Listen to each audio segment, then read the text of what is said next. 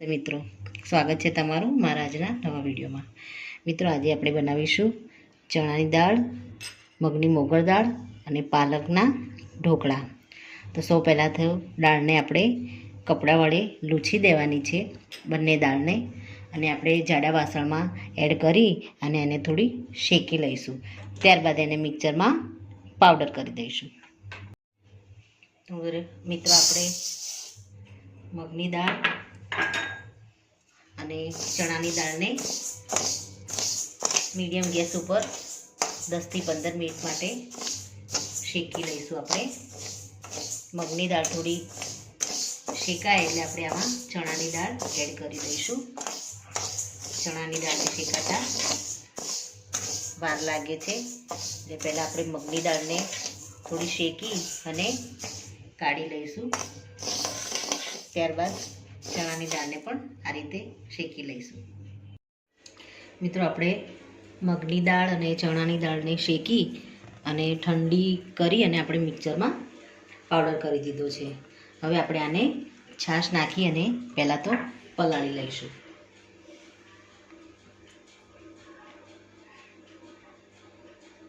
આમાં આપણે થોડી ખાટી છાશનો ઉપયોગ કરીશું. છાશ સાથે આને થોડી વાર અડધો કલાક માટે આપણે આને પલળવા મૂકીશું. ત્યાં સુધી આપણે પાલકને ઝીણો સમારીને લીધો છે, એને સારી રીતે ધોઈ અને એની સાથે મસાલા એડ કરી અને એને પણ આપણે મિક્સરમાં ક્રશ કરી દઈશું.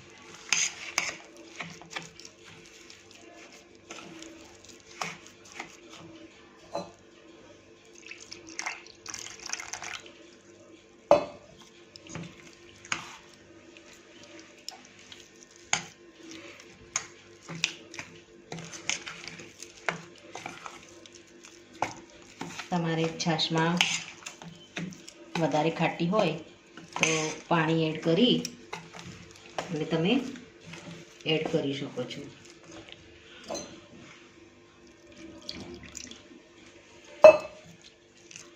હવે આને આપણે ઢાંકી અને અડધા કલાક માટે મૂકી રાખીશું, જેથી છાશ લોટમાં એકદમ સરસ લોટ છે આપણો એ છાશ પી જાય ત્યાં સુધી આપણે એને ઢાંકીને મૂકીશું. આપણે લોટને ઢાંકીને મૂકી દીધો છે. હવે આપણે પાલકને સારી રીતે 3 થી 4 પાણીથી ધોઈ લીધી છે. આપણે 5 થી 7 નંગ આપણે મરચાં કટિંગ કરીને મોટા મોટા લીધા છે, અને આદું આપણે મીડિયમ સાઈઝનો એક ટુકડો લીધો છે. પાલક અને આદુ મરચાંને આપણે મિક્સરમાં ક્રશ કરી લઈશું. મિત્રો, આપણે લોટમાં છાશ એકદમ સરસ લોટે પી લીધી છે છાશ. આપણે આમાં બીજી પણ છાશનો ઉપયોગ કરીશું. પાલકને પણ આપણે ક્રશ કરી દીધી છે પ્લસ મોડ ઉપર જ. એને આપણે એકદમ ફાઇન ગ્રેવી નથી કરી. હવે આપણે આમાં બીજી છાશ એડ કરીશું. સૌ પહેલાં તો આપણે આ પાલકને જે પ્યોરી તૈયાર કરી છે એને આમાં એડ કરી દઈશું.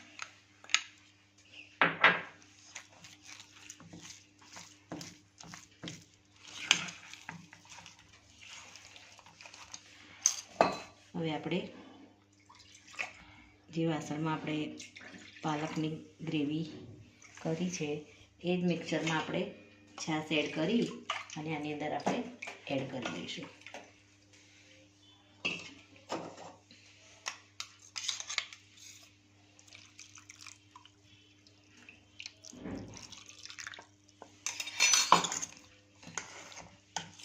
ઢોકળા આપણે ઉતારીએ એ રીતનું આપણે બેટર તૈયાર કરી દઈશું. હવે આપણે રેસ્ટ આપવાની જરૂર નથી. આપણે અડધો કલાક માટે લોટમાં છાશ એડ કરી અને રેસ્ટ આપી દીધો છે. હવે ખાલી સારી રીતે મિક્સ કરી અને સ્ટીમરમાં આપણે થાળીને ગ્રીસ કરી તેલથી અને આપણે આને સ્ટીમ કરવા મૂકીશું. એકવાર પહેલાં તો સારી રીતે મિક્સ કરી દઈશું.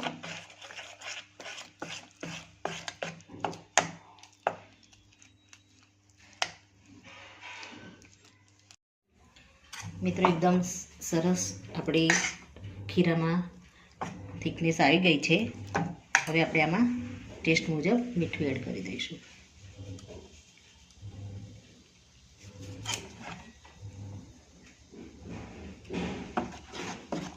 એકવાર આપણે ચાખી અને ટેસ્ટ કરી લઈશું. જો મીઠું ઓછું લાગે તો તમે આમાં મીઠું ટેસ્ટ મુજબ એડ કરી શકો છો. હવે આપણે આમાં ઈનો એડ કરીશું.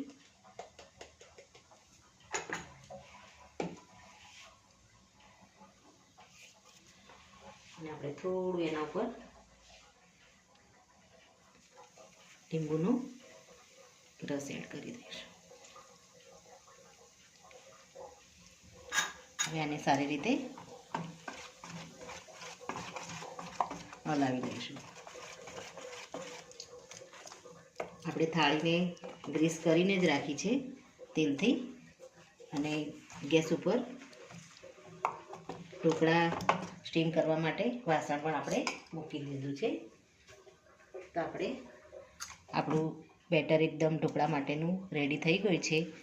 હવે આને આપણે થાળી પર પાથરી અને સ્ટીમરમાં સ્ટીમ કરી દઈશું. મિત્રો આપણે થાળીમાં તેલ લગાવી દીધું છે. હવે આપણે બેટરને પાથરી દઈશું. એકવાર આપણે આને મીઠું ચેક કરી લેવાનું પાથરતા પહેલાં. જો મીઠું તમને ઓછું લાગે તો આમાં એડ કરી અને પછી આને સ્ટીમ કરવા મૂકી દેવાનું. તો મિત્રો આપણે ઢોકળાની થાળી રેડી કરી દીધી છે. આપણે આને સ્ટીમ કરી લઈશું.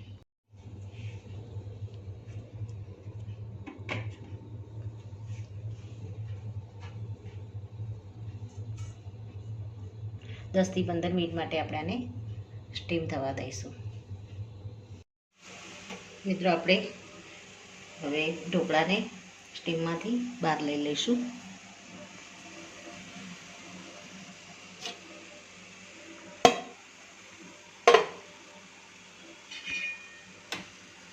ઢોકળાને આપણે ચેક કરી લઈશું.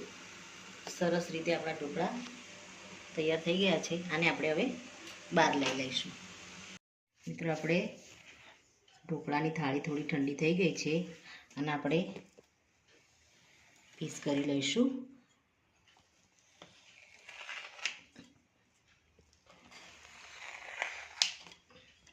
પીસ કર્યા બાદ આપણે ઉપરથી લસણીયો વઘાર કરી અને આમાં એડ કરીશું.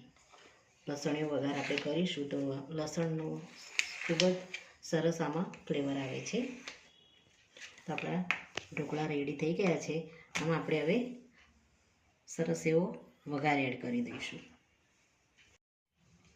મિત્રો આપણે વઘાર કરવા માટે વઘારિયામાં આપણે 2 ચમચી જેટલું મોટી ચમચી જેટલું આપણે તેલ લઈશું. આપણે તેલને થોડું ગરમ થવા દઈશું અને એમાં આપણે રાઈ એડ કરીશું.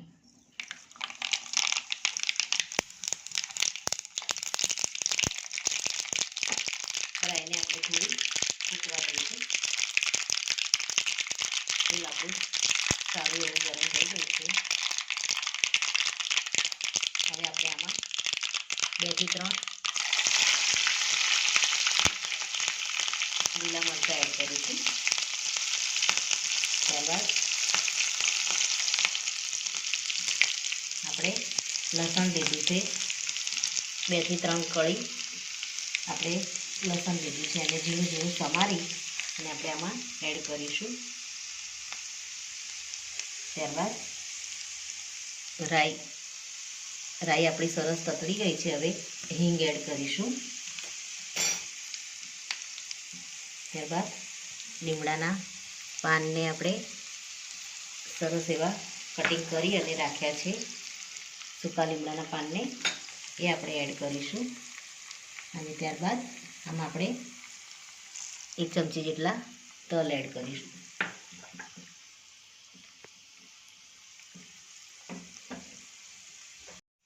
મિત્રો આપણે તેલ વધારે ગરમ થઈ જાય તો આપણે ગેસને એકદમ બંધ કરી દેવાનો. આપણે તેલ વધારે ગરમ થઈ ગયું હતું એટલે ગેસને આપણે થોડીવાર માટે બંધ કરી દીધો હતો. હવે આપણે તલ અને મરચાંને સારી રીતે તેલમાં થવા દઈશું.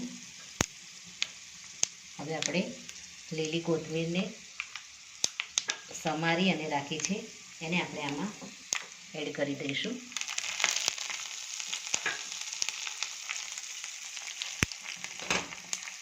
અને ફરી એકવાર હલાવી દઈશું. મિત્રો તમે જોઈ શકો છો વઘાર એકદમ સરસ એવો થઈ ગયો છે. ગેસને આપણે બંધ કરી દઈશું અને થોડી આપણે ઉપર ચીલી ફ્લેક્સ એડ કરી દઈશું. તેલ આપણું ગરમ જ છે. સરસ એવો વઘાર થઈ ગયો છે. સુગંધ પણ એકદમ સરસ વઘારની આવી ગઈ છે. હવે આપણે આ વઘારને ઢોકળિયામાં એડ કરી દઈશું.